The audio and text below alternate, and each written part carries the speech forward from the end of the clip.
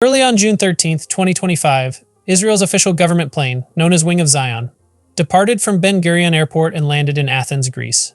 Social media platforms, particularly X, were flooded with speculation that Netanyahu had fled Israel to avoid potential Iranian retaliation or even arrest under an International Criminal Court (ICC) warrant issued against him for alleged war crimes in Gaza. One X post suggested that Netanyahu had made a just-in-case pit stop in Greece, while others questioned whether Greece would act on the ICC warrant if he were present. However, the facts tell a different story. According to multiple credible sources, including Israeli and Greek officials, Netanyahu himself was not on the plane. Instead, the sole passenger was Noam Katz, the Israeli ambassador to Greece. The decision to use the official government plane was driven by necessity. Commercial air traffic to and from Tel Aviv was suspended following Israel's military operation against Iran, and Ben Gurion Airport was closed. With no commercial flights available, the Wing of Zion was deployed to transport the ambassador to Athens, where he could continue diplomatic efforts during this critical time. The Wing of Zion, a Boeing 767-338ER operated by the Israeli Air Force, serves as the primary transport for the Prime Minister and President during international visits. On this occasion, it was accompanied by 2 fighter jets, a standard security measure during periods of heightened threat. The plane's presence in Greece was facilitated by a Greece-Israel military cooperation agreement, which allows for the relocation and stay of aircraft at military airports in emergencies.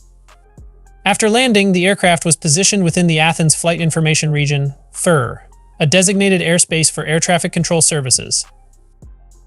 The speculation surrounding the flight was fueled by several factors. First, the timing of the plane's departure coincided with Iran's retaliatory drone attack, leading some to assume it was a precautionary move to protect Netanyahu. Second, the ICC arrest warrant issued in November 2024 against Netanyahu and former Defense Minister Yoav Gallant for their roles in the Gaza conflict added a layer of intrigue. Social media users noted that Greece, as a signatory to the Rome Statute, would theoretically be obliged to arrest Netanyahu if he were in the country. However, Greek officials have indicated that they are unlikely to enforce the warrant, citing legal and political complexities. In a press conference following the ICC's announcement, Greek government spokesman Pavlos Marinakis expressed skepticism about the effectiveness of such warrants, suggesting Greece's non-committal stance. The rumors were further amplified by misinformation and unverified reports. Some media outlets initially suggested that Netanyahu or his family might have been on board, seeking refuge or engaging in secret diplomatic talks with Western allies. Others incorrectly reported that the plane had landed in Cyprus before official clarifications confirmed its location in Greece. The rapid spread of these rumors underscores the challenges of verifying information during times of crisis, when social media can amplify speculation and distort facts. In Greece, the landing of the Israeli government plane prompted a swift response from authorities. The country's highest foreign and defense policy council, KAISI, convened under Prime Minister Kyriakos Mitsotakis to discuss the escalating situation in the Middle East. The Greek Foreign Ministry issued a safety advisory to its nationals in Israel, urging them to remain close to shelters and follow local authority instructions. The Greek Crisis Management Unit was activated, providing emergency contact lines and embassy support for citizens in Tel Aviv. These measures reflect Greece's concern about the potential fallout from the Israel-Iran conflict, given its proximity to the region and its diplomatic ties with both Israel and other Middle Eastern nations. For the Israeli ambassador, Noam Katz, his presence in Athens is likely part of ongoing diplomatic efforts to manage the crisis.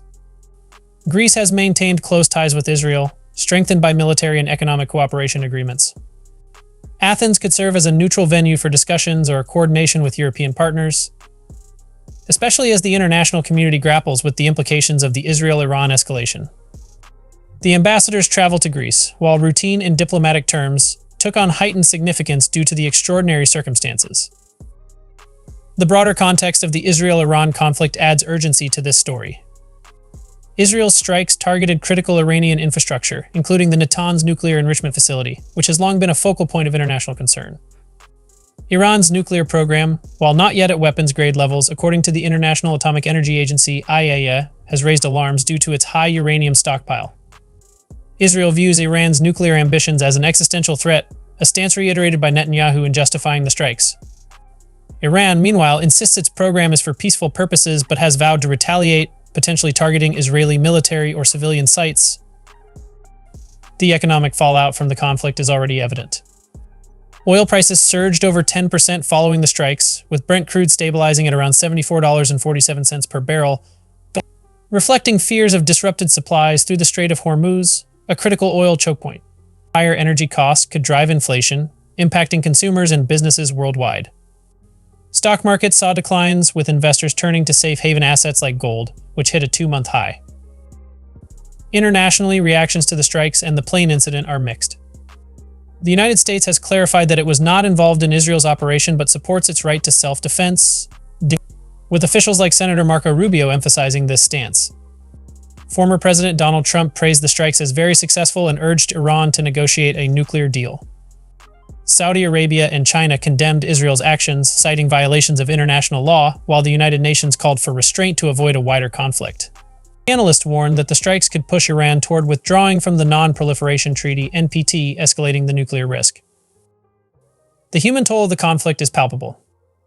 In Tehran, residents are stocking up on essentials, fearing more attacks. In Israel, the closure of Ben Gurion Airport and orders for U.S. government employees to shelter in place reflect the heightened state of alert. The evacuation of non-essential U.S. personnel from the region has added to the sense of urgency, with families facing separation and businesses grappling with uncertainty. As for Netanyahu, he remains in Israel, overseeing the country's response to the Iranian threat. His office has not issued an official statement on the plane's flight to Greece, but the clarification that the ambassador was the sole passenger has helped quell some of the rumors. Nonetheless, the incident highlights the intense scrutiny faced by leaders during times of crisis, particularly when misinformation can spread rapidly. Looking ahead, the situation between Israel and Iran remains precarious. Both sides have demonstrated their military capabilities, and the risk of further escalation is real. Analysts suggest that the conflict could either spiral into a broader war or be diffused through diplomacy, as seen in previous Israel-Iran confrontations in April and October 2024. The international community is calling for de-escalation and dialogue, but Iran's promised retaliation and Israel's resolve to counter any threats could complicate these efforts. The flight of Wing of Zion to Greece, while a logistical necessity, has become a symbol of the complex interplay between diplomacy, security, and misinformation in today's geopolitical landscape. It serves as a reminder of the challenges of navigating truth in a world where rumors can outpace facts, and where every move by a leader is scrutinized for deeper meaning.